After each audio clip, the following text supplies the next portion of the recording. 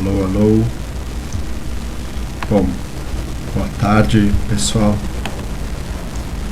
Vamos lá para a nossa 12ª aula do curso de materiais nanoestruturados. Seguindo as últimas aulas que a gente estava discutindo técnicas bottom-up de síntese de nanomateriais. Na aula passada a gente começou a discutir a síntese química de nanomateriais. Eu falei para vocês que os químicos eles são os primeiros nanocientistas a fazer nanociência antes mesmo que o termo existisse, né? Mas não basta a gente fazer nanocoisas, como eu falei para vocês, a gente tem que dar para eles aplicações que são baseadas em propriedades que a matéria adquire somente nessa escala nanométrica. Então, a gente vai continuar falando de síntese química nas próximas aulas, mas antes da gente continuar por esse caminho, eu vou fazer uma revisão de interações atômicas e moleculares, que é um conteúdo que vocês devem ter visto já em materiais e suas propriedades, talvez em IAM, interações atômicas e moleculares. Então, existem aqui alguns tipos de maneiras como átomos e moléculas interagem uns com os outros. A ligação covalente é o mais conhecido, né? E tem a ver então com a troca de elétrons entre átomos. Esses elétrons podem ser trocados tanto compartilhados, né, como é o caso de uma molécula aqui do N2, ou pode ser uma troca de outra natureza, a natureza iônica, que a gente vai discutir na aula de hoje. Interações entre corpos carregados, elas vão ser dadas pela lei de Coulomb, né? Então, aqui está a força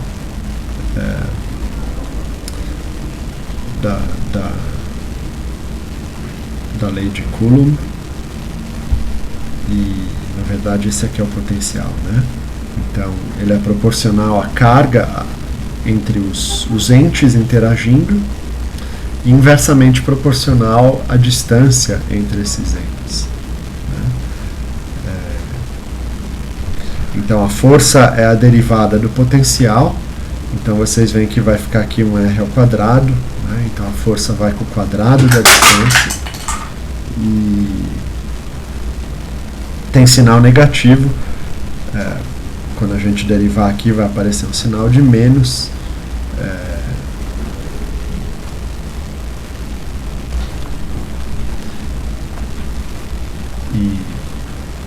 Bom, a gente pode ter ainda a interação entre uma carga pontual, uma molécula carregada, e um dipolo elétrico, né? Então, aí o termo de potencial vai com R ao quadrado, e significando que a força vai com R ao cubo, né? Então, é uma força que desaparece mais rápido conforme a distância entre a carga e o dipolo aumenta. Aí, se a gente tem um dipolo interagindo com outro dipolo,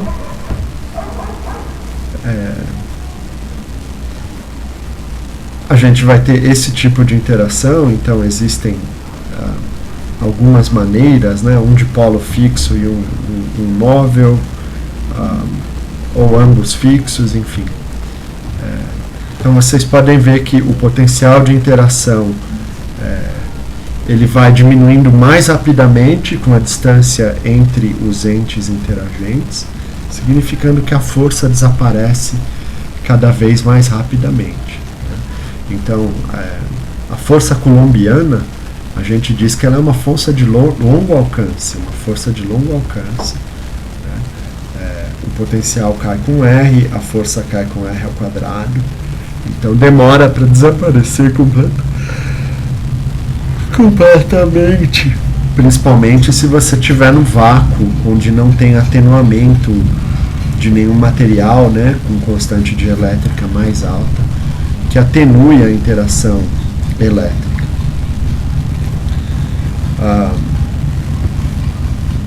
A interação, então, de uma partícula carregada com uma partícula não polar depende da polarizabilidade. Então, obviamente, se o outro corpo não for nem um pouco polarizável, obviamente a interação vai ser zero, pelo menos a interação de natureza eletrostática. Mas se o corpo for muito polarizável, então essa interação vai ser maior, mas cai aqui com R a quarta, né, o potencial, e portanto a força vai cair com R a quinta. Né? A interação de um dipolo com uma partícula não polar, a interação de duas partículas não polares, então ela vai depender da polarizabilidade de ambas, né?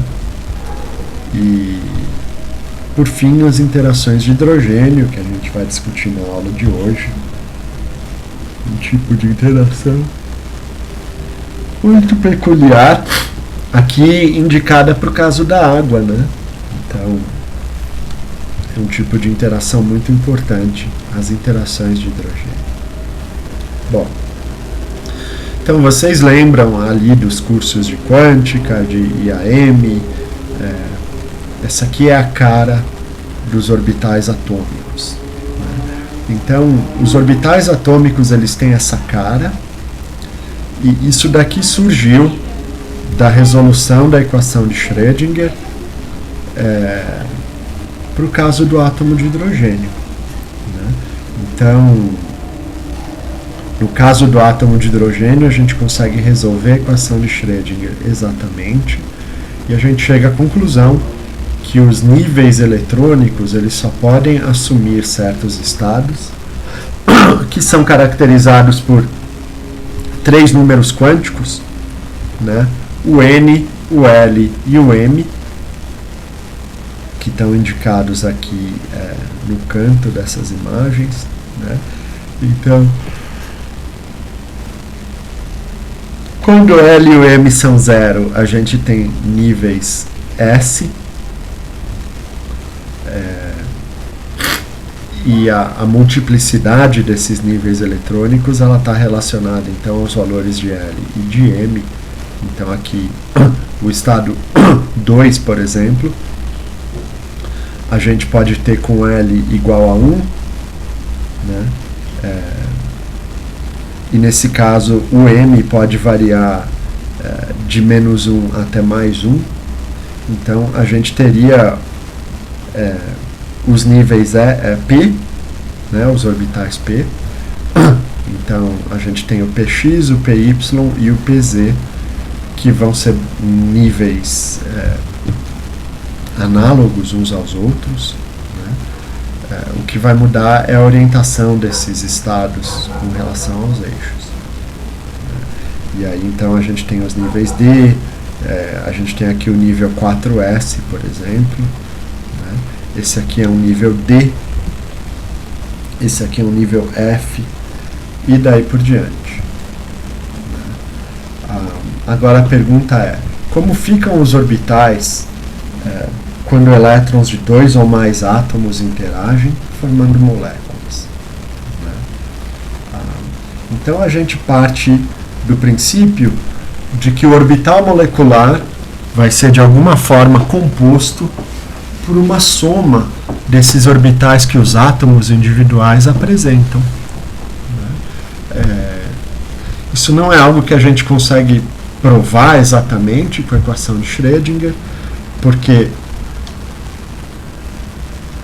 a equação de Schrödinger, infelizmente, é complexa demais para a gente resolver analiticamente, para a maioria dos casos. Mas a gente faz essa aproximação. E depois que a gente faz essa aproximação, a gente desenvolve a teoria e a gente obtém um monte de resultados que tem relação com o que a gente observa experimentalmente, né? Então, toda teoria ela precisa ser posta à prova com experimentos, senão a teoria não é científica, né? Então eu posso fazer um monte de teorias, mas se a minha teoria não puder ser posta à prova, ela não é científica. E o caso da teoria do orbital molecular, ela é posta à prova e a gente vê que ela reproduz diversos resultados e racionaliza diversos resultados experimentais. Então, em geral, quando a gente quer saber de ligações químicas, a gente só leva em conta os elétrons mais externos dos átomos, né? Então, pega o caso do silício, por exemplo, né? O silício ele tem os elétrons de valência na camada 3. Né? O silício é 3s2, 3p2. Ele tem 4 elétrons de valência, então, esses 2 elétrons 3s, e tem 2 elétrons no orbital 3p. Então, em geral, a gente não leva em conta, no caso do silício, quando a gente pensa em ligações químicas, os elétrons do nível 1s, e nem os elétrons do nível 2, 2s ou 2p.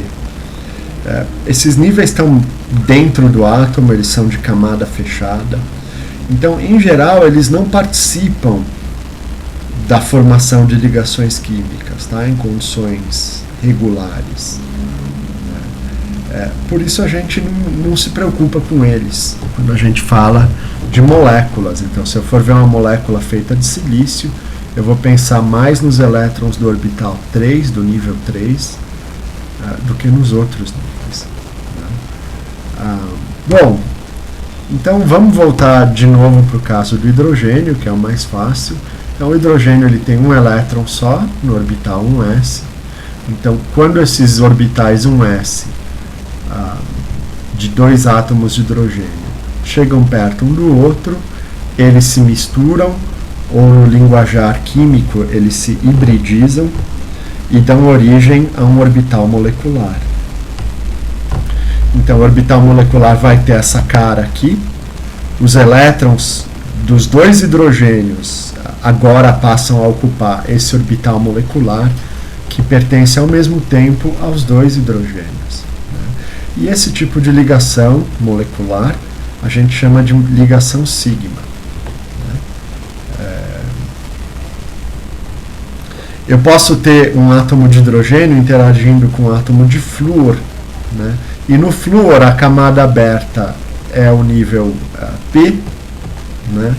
O flúor tem 7 elétrons de valência, o hidrogênio tem um só, então o orbital S do hidrogênio vai interagir com o orbital 2p do flúor e vai formar então um orbital molecular, que é uma mistura do flúor com o hidrogênio. E esse também é um tipo de ligação sigma, né?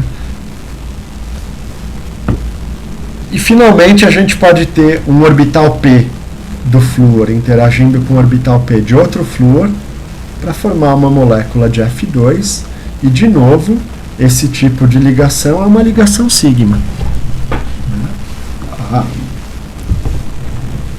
Agora, existe um outro tipo de ligação que vocês devem lembrar dos outros cursos que vocês viram, que é a ligação π, né? Então, a diferença da ligação π para a ligação sigma é bastante clara nesse tipo de diagrama visual, né? Para a gente ver. Então, basicamente, quando eu tenho orbitais moleculares interagindo frontalmente, a gente tem uma ligação sigma.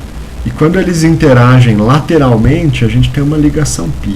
Então, uma regrinha para a gente saber se é uma ligação π ou uma ligação sigma é a seguinte: mantém um átomo parado e gira o outro em torno do eixo que liga esses 2 átomos. Tá? Então, eu mantenho esse cara aqui parado e esse outro cara aqui eu giro em torno desse eixo aqui, que passa pelos dois núcleos, né? Quando eu giro, se a ligação mudar, eu tenho um orbital π. Então, olha o caso aqui dessa ligação desse orbital azul com esse outro orbital azul. Quando eu giro aqui em sentido horário ou anti-horário, né, essa ligação aqui muda, né? A ligação amarela, por outro lado, não muda quando a gente gira em torno do eixo.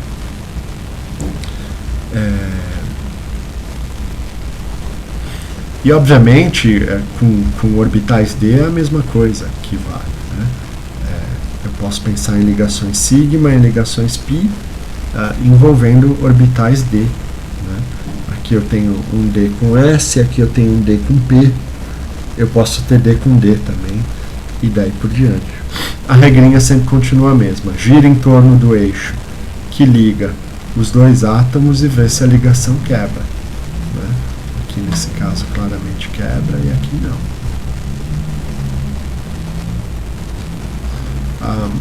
Bom, então como eu falei, matematicamente isso é uma combinação linear de orbitais atômicos, né?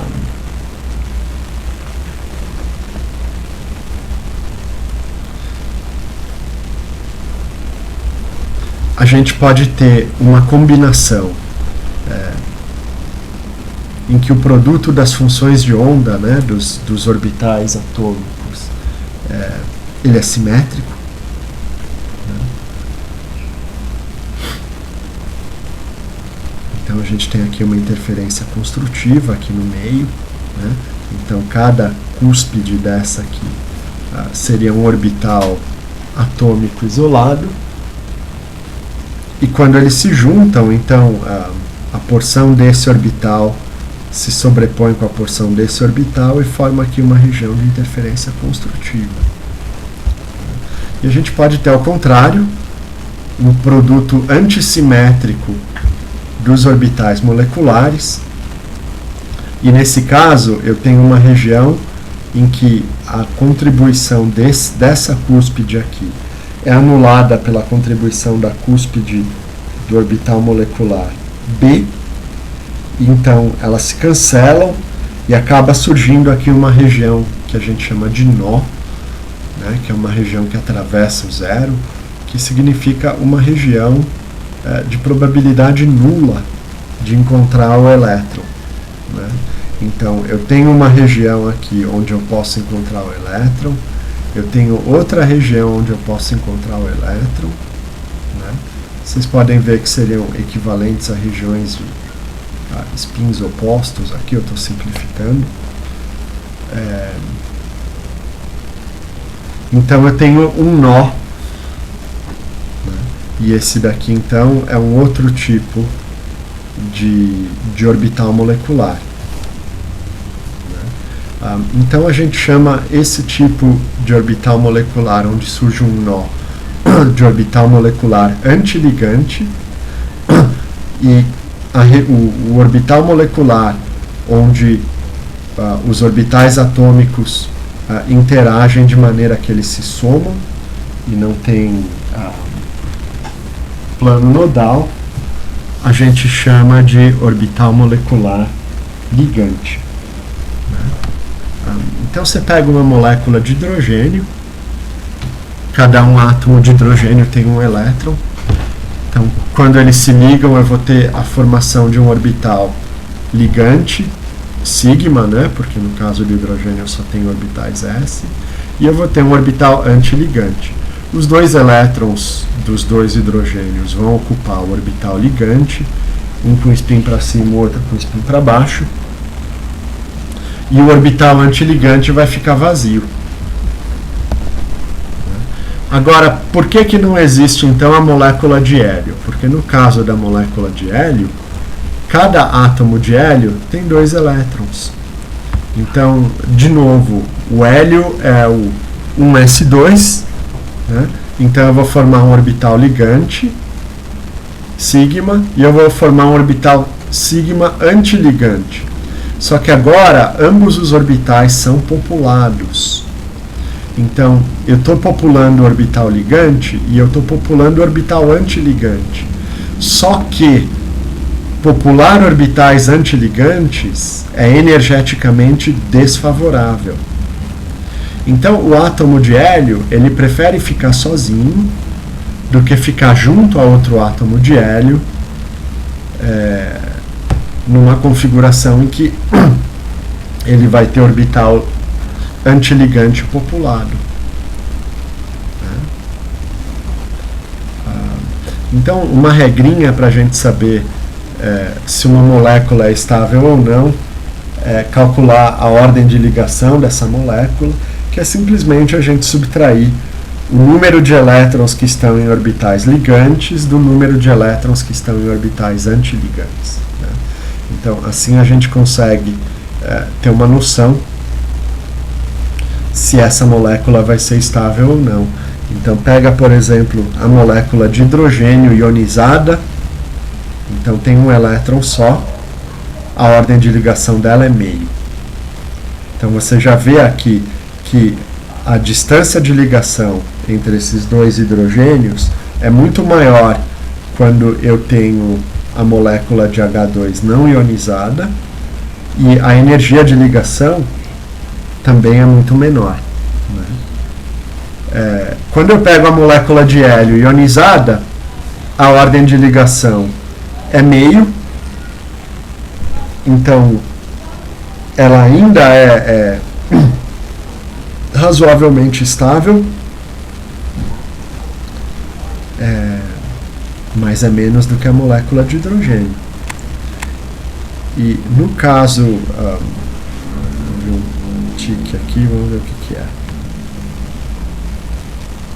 Vamos continuar. Eu estou gravando no OBS também, para se ver algum cálculo. E no caso da molécula de H2 não ionizada, com os 4 elétrons, então a ordem de ligação é 0, o comprimento de ligação dela é enorme, né? Da ordem de 600 picômetros, muito grande. Significa que os átomos de hélio estão muito longe um do outro e a energia de ligação é muito, muito pequena. Vamos olhar agora o caso da molécula de nitrogênio. Então, a força de ligação nessa molécula, em qualquer molécula, na verdade, é o resultado do efeito ligante e antiligante dos elétrons. Né? A ordem de ligação dessa molécula a gente pode calcular, vai dar 3. Né? Então, ela é uma molécula bem estável. Os orbitais 2s do nitrogênio, então, vai formar ligação sigma, ligante, e uma sigma antiligante, ambas populadas. Vai formar duas ligações π ligantes, né, dos orbitais p, e uma ligação sigma ligante também. Duas ligações π antiligantes e uma ligação sigma antiligante. Tá? A ordem energética dos níveis moleculares π e dos níveis moleculares sigma, ela varia de molécula para molécula, não existe muito como adivinhar isso sem fazer o cálculo quântico perturbativo, enfim. Isso não vem ao caso. O que importa aqui é que eu tenho, olha, um par de elétrons no orbital ligante, 2, 3, 4 pares de elétrons em orbitais ligantes, ou seja, 8 elétrons no total. E eu tenho 2 elétrons num orbital antiligante. Então, a ordem de ligação é 3, é uma molécula bem estável de NH2. E o que acontece, então, quando eu tenho uma molécula heteronuclear? 2 átomos de elementos distintos, camadas de valência com orbitais distintos, átomos com tamanhos diferentes. A eletronegatividade, que é a tendência do átomo de puxar elétrons para si, é diferente. Né? Então, nesse caso, os elétrons não ficam simetricamente divididos entre os átomos que compõem a molécula.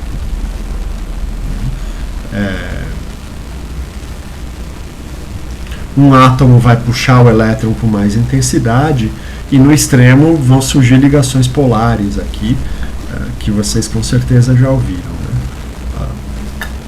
Então, se a gente pensar nessa ligação molecular como sendo uma distribuição de pesos entre o orbital do átomo A e o orbital do átomo B, uma molécula apolar seria o peso igual para o átomo A e para o átomo B, e uma molécula completamente polar seria peso zero para um átomo e 100% para o outro.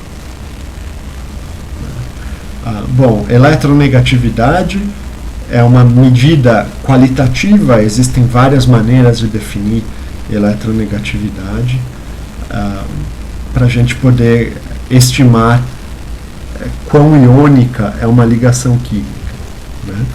Esse critério aqui de Millikan está relacionado então à energia de ionização, que é a energia para a gente arrancar um elétron de um átomo, e a energia de afinidade, que é a energia que o sistema neutro ganha quando ele recebe um elétron. Na tabela periódica, as eletronegatividades dos materiais são dadas, né? Então, a eletronegatividade em geral, ela cresce descendo e para a direita. Não, desculpa, pessoal, ela cresce subindo e para a direita, né? Então, você vê aqui que o césio é menos eletronegativo que o lítio. E conforme a gente vai indo para a direita, a eletronegatividade tende a aumentar. Né? O hidrogênio está aqui fora, porque o hidrogênio é sui generis, é um pouquinho fora desses padrões. Mas o átomo mais eletronegativo seria o flúor. E então, como é que fica esse diagrama de níveis moleculares, no caso dessa molécula diatômica heteronuclear? Então, a gente indica ele assim, mostrando que, no caso do orbital ligante, o peso do átomo mais eletronegativo na composição do orbital molecular é maior do que o peso do orbital do átomo menos eletronegativo. Né? Então, aqui no caso, o coeficiente do orbital atômico do átomo B é muito mais significante que do orbital atômico do átomo A. Né? Então, o átomo B contribui muito mais para a formação desse estado aqui do que o átomo A. E no caso do orbital antiligante é ao contrário. Então, no orbital antiligante, o peso do orbital atômico do átomo menos eletronegativo é maior do que o do átomo mais eletronegativo.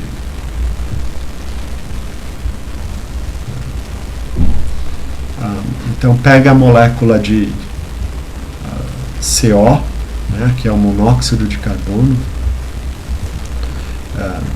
Então, o oxigênio é mais eletronegativo que o carbono.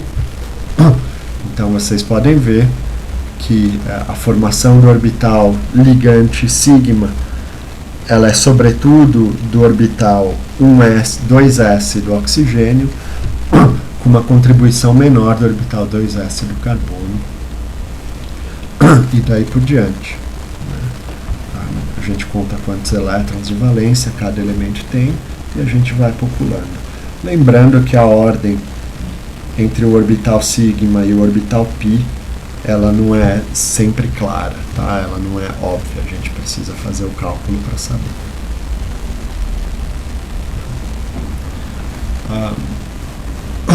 Então, pega o caso do átomo da molécula de hidretro de flúor, que é uma molécula extremamente polar. Então, os elétrons dessa ligação aqui, eles estão mais próximos do átomo de flúor que do átomo de hidrogênio. Aqui é só mostrando então a energia para você ionizar o elétron do nível 2P do flúor, seria 17,4 elétron-volts. Agora, se você pega na molécula de HF, essa energia é ainda maior, né? Porque a formação do orbital molecular, ela reduziu a energia do elétron e o elétron está mais estável ainda, né? Já no orbital antiligante, a energia para arrancar o elétron é menor do que seria para arrancar o elétron do átomo H, do orbital 1s do H. Bom, estados HOMO e LUMO, né? Então, HOMO vem do inglês de Highest Occupied Molecular Orbital e LUMO é de Lowest Unoccupied Molecular Orbital, né? Então, o HOMO é preenchido e o LUMO é vazio, né? Então, aqui no caso do HF, o orbital 3 sigma é preenchido e o orbital 3π é vazio. Como esses orbitais eles são diferentes, eles são compostos por orbitais atômicos diferentes, eles vão estar localizados em regiões diferentes da molécula, né? E se você tiver uma molécula grande, essas regiões podem ser muito diferentes, inclusive. E no mundo nanoscópico, no mundo nanométrico, essa diferença de localização é muito importante, né? Ela tem consequências importantes.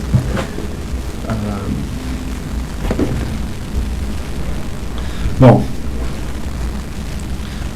agora vamos falar. Eu estava falando de interações de átomos para formar moléculas, e agora eu vou falar de interação de moléculas entre si para formarem sólidos, pode ser um sólido molecular, para formarem líquidos ou para formarem gases, e isso é um pouco mais complicado, né? Bom, esse tipo de interação é de natureza elétrica, né? No caso de um átomo interagindo com o outro, eu tenho a formação da ligação molecular, que não é um fenômeno exatamente de natureza elétrica, ele é um fenômeno de natureza quântica, né? Estabilização da união dos átomos entre si através da população da sua última camada eletrônica, né? Se a gente pensar em termos da regra do octeto, que é claro que ela não vale sempre, mas ela nos dá uma visão do processo, e ele não é um processo de natureza elétrica, né? Os átomos não se atraem porque eles têm carga diferente, mesmo porque os átomos na natureza são neutros, né? Então não é exatamente eletrostática a natureza das ligações atômicas. No caso das interações moleculares, ela é sempre elétrica, né? Bom, então a gente tem esse conceito de dipolo, né? Que tem a ver quando você tem duas cargas opostas separadas por uma distância r, então a gente define um dipolo elétrico, né? Átomos de diferente eletronegatividade, eles formam moléculas que vão ter um dipolo permanente. Quando você aplica um campo elétrico, você, mesmo numa molécula que não seja composta por átomos de espécies diferentes, você pode induzir um dipolo temporário, né? E a geometria da molécula é um parâmetro importante, porque pode levar essa molécula a ser polar ou não polar, né?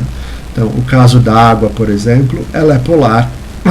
Os átomos de hidrogênio, eles formam um ângulo entre si, a ligação entre eles e o átomo de oxigênio central. Então, por isso você vê que o átomo de oxigênio é mais eletronegativo que os átomos de hidrogênio,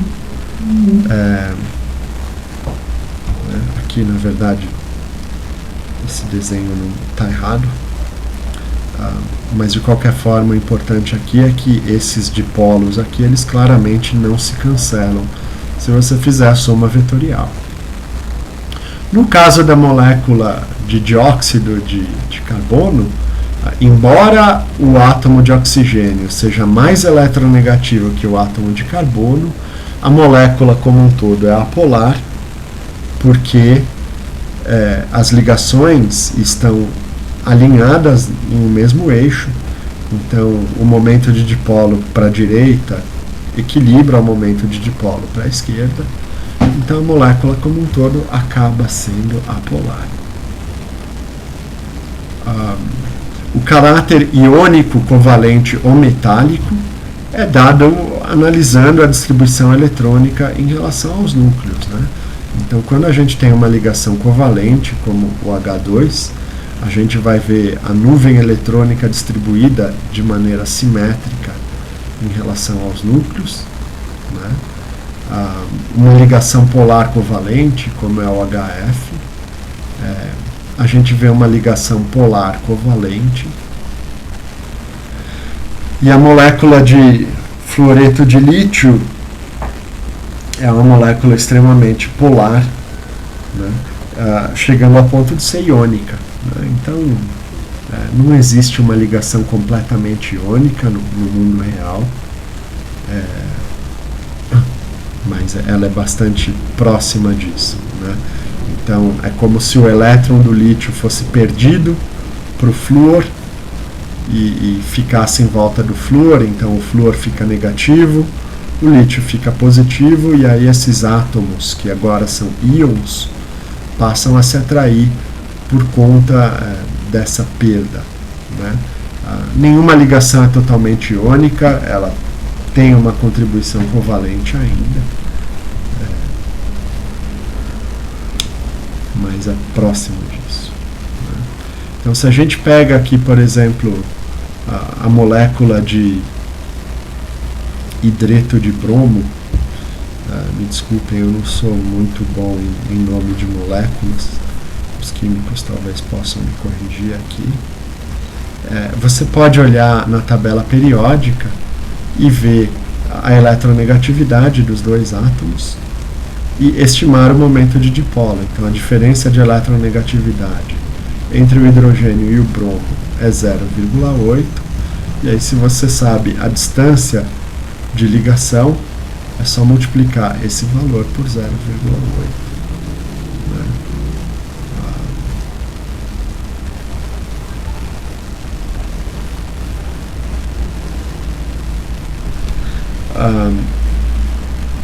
Pega uma molécula de ozônio, então é O3. A molécula de ozônio, ela tem essa configuração aqui, ela parece uma molécula de água, só que por flutuações de carga, então esses dois átomos de oxigênio aqui nas extremidades, eles adquirem um pequeno excesso de carga negativa, e o átomo de oxigênio central, portanto, vai ficar com um excesso de carga positiva, né? É só uma questão de fazer a soma vetorial dos momentos de dipolo de cada ligação química para obter o momento de dipolo da molécula, né? Então, aqui no caso, uma molécula aromática, a gente faz a soma desses momentos de dipolo para obter o momento de dipolo da molécula, né? Um ponto interessante é que pega a molécula de metano, CH4, né? Ela vai ter um dipolo resultante nulo, né? Então, se você fizer a soma vetorial aqui, agora, se você for alterando os átomos que estão ligados ao carbono, tira o hidrogênio e vai tirando outros átomos e trocando, a molécula vai adquirindo dipolo, né? E curiosamente o dipolo máximo é quando você tem dois átomos de cada tipo. Quando você substitui de novo todos os átomos de hidrogênio por átomos de cloro, a molécula volta a ter zero dipolo.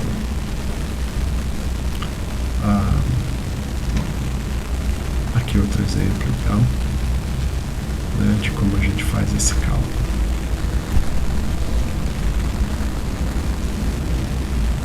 Bom, aí, observando as estruturas abaixo, baseado em argumentos de simetria, discuta se elas são polares ou apolares.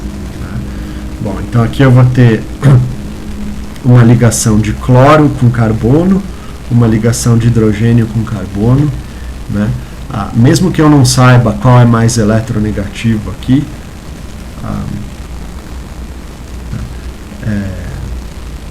se a gente assume que eu vou ter um dipolo resultante aqui para a esquerda, na verdade a gente deveria olhar aqui a tabela periódica para ter certeza disso.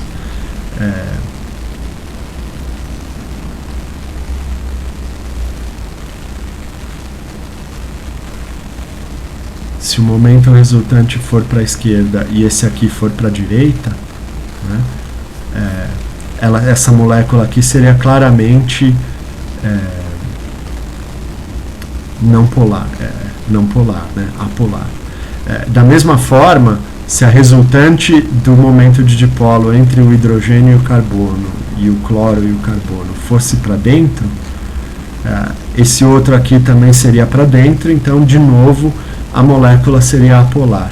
Então, mesmo sem saber aqui quem é mais polar, mais eletronegativo, se o cloro ou o carbono, a gente consegue ver que essa molécula aqui é apolar. Essa aqui não. Né? Então, essa aqui, o momento de dipolo, de um lado apontaria para cima e do outro apontaria para baixo. Né? Então, aqui está mostrando o cloro é mais eletronegativo que o carbono e o hidrogênio é menos eletronegativo que o carbono.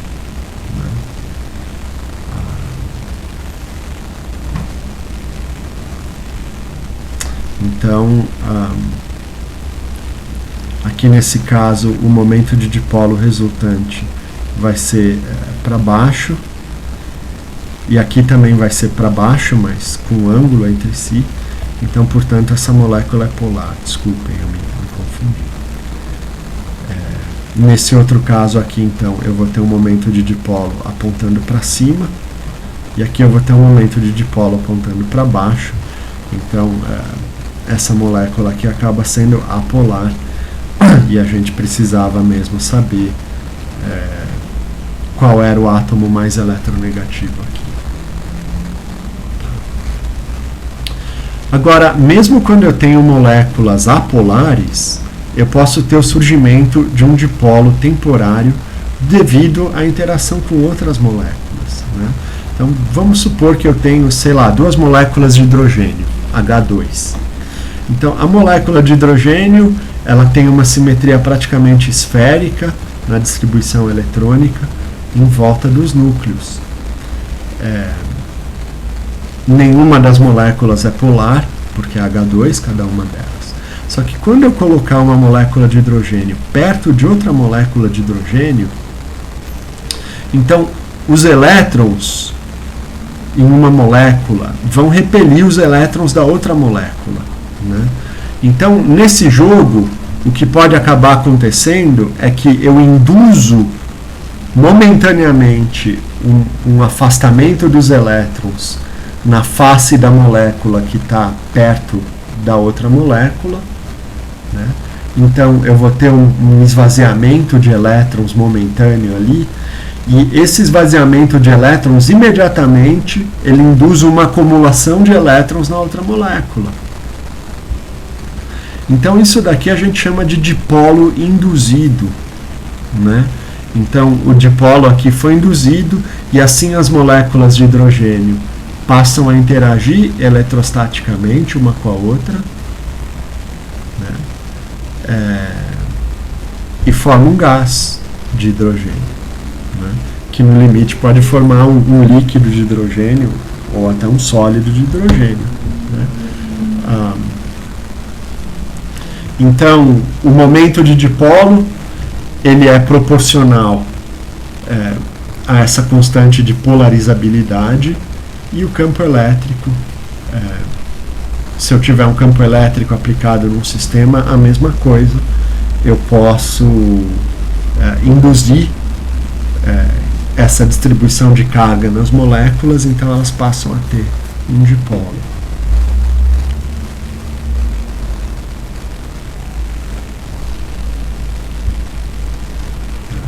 Então pode ser tanto a interação de uma molécula com a outra ou a aplicação de um campo externo.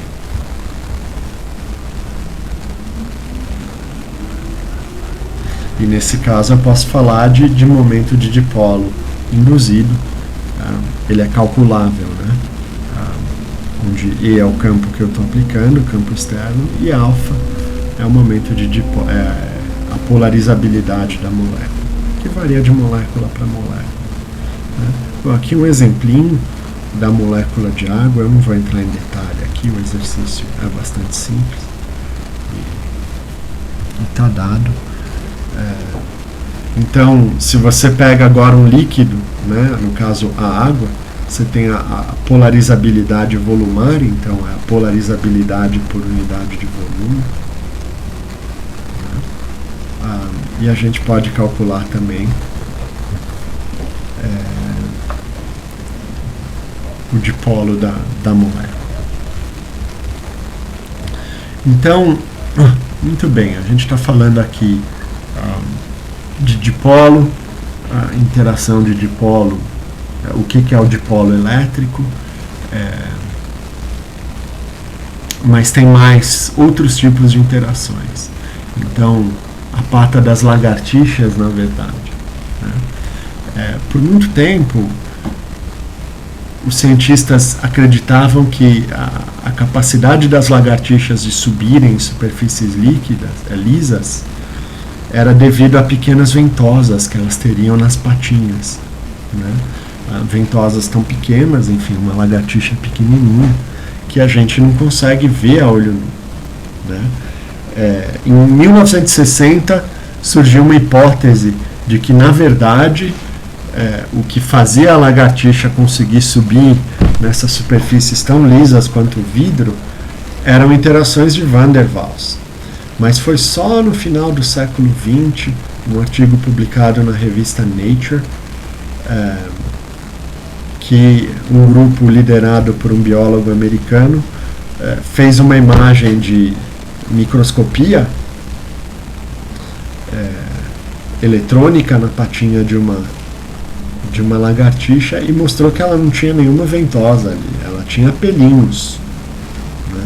Então, se ela tem esses pelinhos aumentam em muito a superfície de contato, é como se a pata da lagartixa fosse muito maior do que ela na verdade é, né? O grande truque das nanopartículas é você aumentar a área de contato, né? Então, cada pelinho em contato com o vidro formava esse tipo de interação de Van der Waals. Como são muitos pelinhos, né, todos pelinhos nanométricos, eles acabavam produzindo força atrativa bastante para que a lagartixa se pendure, né? Aqui o pesquisador escreveu que se todos os pelos microscópicos, né, nanoscópicos na verdade, nas patas aderissem simultaneamente com força máxima a uma parede, duas patinhas de lagartixa seriam capazes de produzir força o bastante para suspender uma criança de 20 quilos. Então aqui vocês podem ver que não tem ventosinha nenhuma, são pelinhos.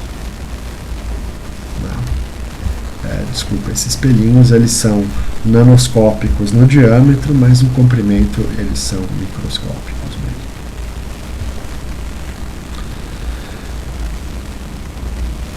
Bom,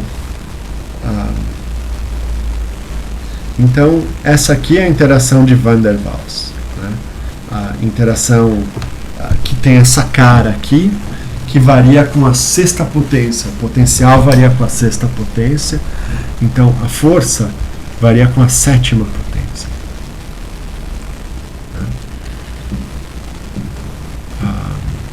E aí, que tipo de interação que gera essa força? Existem vários tipos de interação, né? Então, moléculas apolares interagindo com outras moléculas apolares, os dipolos induzidos, os dipolos transientes, né? Esse tipo de interação a gente consegue provar matematicamente que vai dar um potencial atrativo que varia com a sexta potência da distância entre os dipolos. Então isso é um tipo de interação de Van der Waals por definição. Dipolo com dipolo, dipolo induzido com dipolo, e dipolo induzido com dipolo induzido. Isso tudo é Van der Waals, né?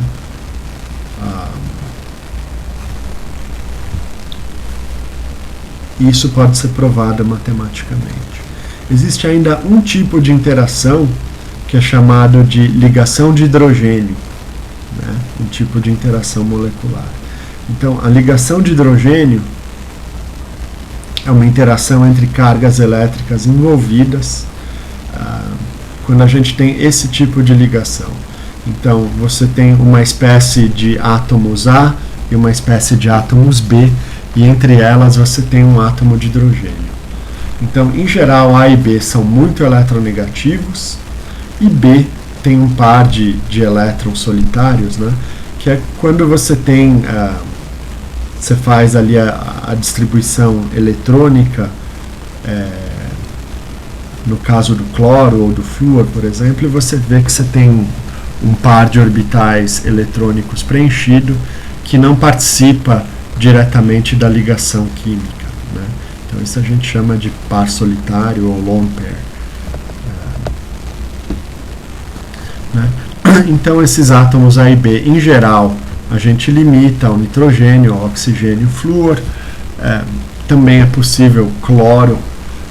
Então, regras muito rígidas, vocês sempre fiquem suspeitos, porque alguém sempre vai achar uma exceção, tá?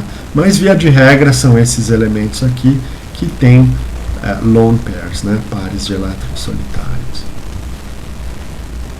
Então, a ligação de hidrogênio ela tem uma característica considerável covalente, né? Existe uma descrição de orbital molecular para ela.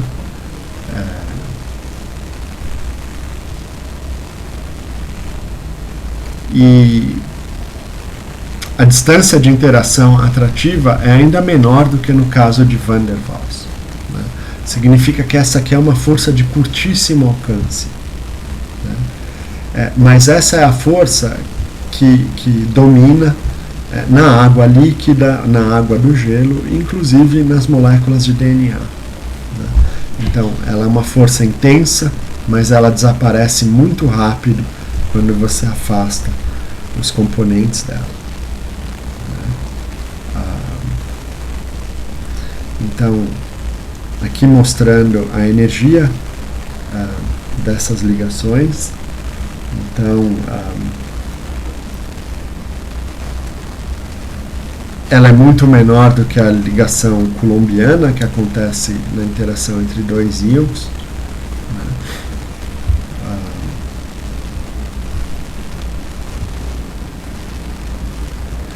E um outro exemplo de ligação de hidrogênio é a sacarose, né?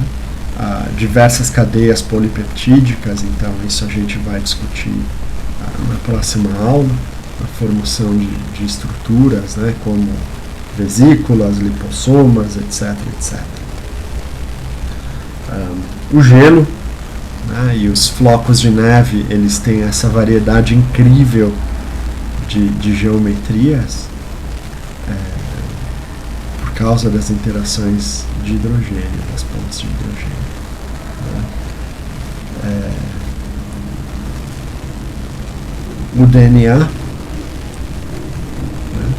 E aí a pergunta é só isso? Até agora a gente só falou de interações moleculares atrativas, né? Agora, se as coisas só se atraíssem, elas iriam eventualmente colapsar uma dentro da outra e o universo todo voltaria à singularidade que deu origem ao Big Bang. E não é só isso, né? Então, as ligações atrativas, elas são contrabalanceadas, têm que ser contrabalanceadas por interações repulsivas, né? E essa interação repulsiva, ela é sobretudo de natureza quântica. Então, se você tenta esmagar um átomo dentro do outro, o que começa a agir é o princípio da exclusão de Pauli, que não permite que dois elétrons com os mesmos números quânticos ocupem o mesmo orbital, né? Então, a partir do momento que você começa a empurrar orbitais atômicos que estão preenchidos uns contra os outros, surge uma força de repulsão, né? Então, no meio entre a força de repulsão e a força de atração, eu vou achar o ponto de equilíbrio. Então, a força de repulsão, que vai me dar o equilíbrio, para ter o equilíbrio eu tenho que ter a repulsão mais a atração. Essa força de repulsão, ela tem essa natureza quântica, né? A repulsão, atração, e aí juntando os dois, eu tenho uma curva com essa cara aqui, que é uma curva com um ponto de mínimo, né? Onde a força anula. Então, o vermelho aqui seria a curva de potencial, né? Que é uma composição de uma parte repulsiva com uma parte atrativa, para a gente poder ter um ponto de equilíbrio, né? Então, a distância de ligação entre dois átomos corresponde à energia mínima, e a gente costuma dizer então que esse é o raio atômico, né? A gente define o raio atômico meio que dessa forma.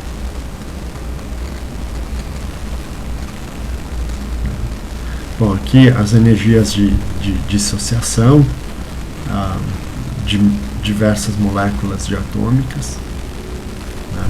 Então, uma ligação fraca, esse poço aqui é raso, e numa ligação forte esse poço é mais profundo, né? Então, o monóxido de carbono é uma molécula extremamente estável, e esse é um grande problema, né? Por isso que ela causa tanto problema na poluição atmosférica.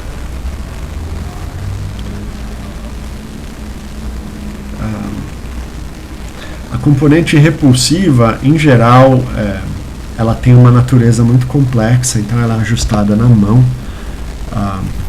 E um dos ajustes, essa componente, todas as componentes atrativas que eu discuti com vocês, eu não entrei na matemática de como elas são deduzidas, mas elas podem ser deduzidas, né? Então, o Van der Waals, as pontes de hidrogênio ou interações de London, dipolo, Coulomb, isso tudo a gente consegue deduzir. Agora, a parte repulsiva é quântica, né? Então ela é muito mais difícil de deduzir. Então, em geral, a gente faz um ajuste, né? Vocês talvez já tenham visto o potencial de Lennard-Jones, que eu esqueci de colocar aqui nos slides, mas a gente tem um termo atrativo no Lennard-Jones que vai com R a sexta, que é como a atração de Van der Waals, e o termo repulsivo varia com R a 12, né? R a menos 12, que significa que é uma força repulsiva que é muito grande quando a distância é pequenininha, mas ela rapidamente desaparece, porque ela cai com a 12ª potência da distância, né? Então ela vai a zero muito rapidamente conforme a distância aumenta, né? Bom, e por detrás disso tudo que a gente discutiu estão gases, líquidos e sólidos. São todos compostos por átomos que interagem entre uns com os outros. Essas interações, como eu falei para vocês, não são de natureza eletrostática, mas existem ainda os sólidos moleculares, né, que é o caso dos polímeros e os tecidos biológicos, onde são moléculas interagindo umas com as outras para formar estruturas maiores. As interações são sempre da mesma natureza, mudando as intensidades. Né? Da mesma natureza, eu quero dizer que é eletrostática. Né? Então, os gases, a interação entre as moléculas é mais fraca, né? E eles são bem descritos por mecânica estatística, termodinâmica, efeitos quânticos em geral a gente não precisa levar em conta para descrever gases. Líquidos são um grande problema, né? Porque a interação das moléculas num líquido ela não é tão fraca como é no caso de um gás, só que então ela é mais próxima das interações moleculares que eu tenho num sólido, mas a mobilidade das moléculas no líquido é muito maior do que no sólido. E outra coisa é que no líquido a gente não tem nenhum tipo de ordenação que auxilia na sua descrição, né? Então eu não posso pensar num cristal líquido. Tá? Até pode, mas enfim, a exceção não é a regra, né? O cristal líquido. Outra coisa interessante de mencionar assim é que quando o líquido está perto da superfície de um material, ele apresenta sim uma estrutura, né? Um ordenamento. Então, quando a gente está na escala nano, em que a superfície é tão pequenininha, essa interação do líquido com as superfícies de nanopartículas, ela tem um arranjo perto da superfície, e esse arranjo vai se perdendo conforme eu vou me afastando da superfície. Mas o estudo desse tipo de interação deu origem a uma área de pesquisa que é chamada de nanofluídica. Né? É uma área muito interessante e recentemente eu vi um trabalho que discute isso. Na próxima aula eu vou ver se eu trago para mostrar para vocês. Né? Então, por hoje é isso, pessoal. Estou parando por aqui. Ninguém me procurou até agora para tirar nenhuma dúvida. Ninguém continua aparecendo nas aulas, mas a gente vai adiante, tá? Até o fim do curso. Obrigado, boa noite a todos. E quarta-feira a gente continua.